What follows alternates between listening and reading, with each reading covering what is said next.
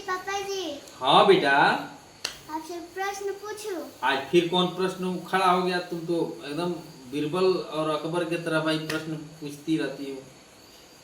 एक एक दिन फुआ आई थी रक्षाबंधन को। अच्छा। तो उस दिन उस दिन मैं सुनी थी कि आप फुआ को बहिना क्यों बोल रहे थे? फुआ को बहिना क्यों बोल रहे थे? तो मेरी बहिना है तो मैं बहिना बोल रहा था। बहिना मतलब कि आप क्यों बहिना बहिना बोल रहे? जैसे हम अपनी दीदी को दीदी बोलते हैं। अच्छा तो अच्छा। आप अपनी मेरी फुआ को बहिना क्यों बोलते हैं? तो वो भी मेरी बहन है, हाँ। इसलिए उसको बहिना बोलते हैं।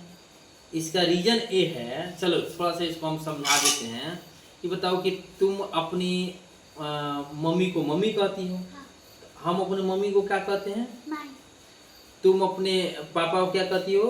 पापा। हम अपने पापा को क्या कहते हैं? बाबूजी। उसी तरह से बेटा हमारे समय में दीदी को बहिना कहा जाता था बड़ा प्यार से।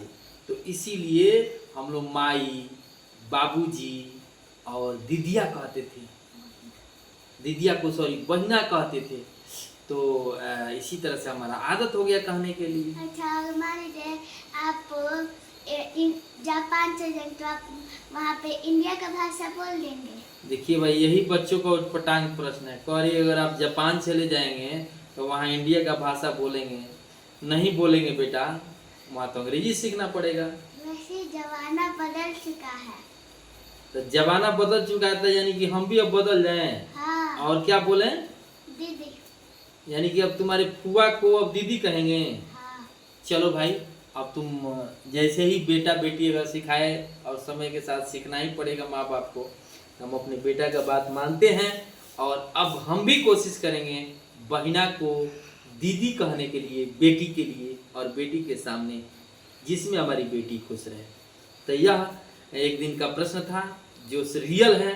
और अचानक हमारी बेटी हमारे से प्रश्न पूछी तो इसको हम सोचे कि क्यों नहीं कैमरे में कैद करते हैं, ताकि आप लोग भी देखें कि हमारी बेटी का कैसा कैसा प्रश्न है।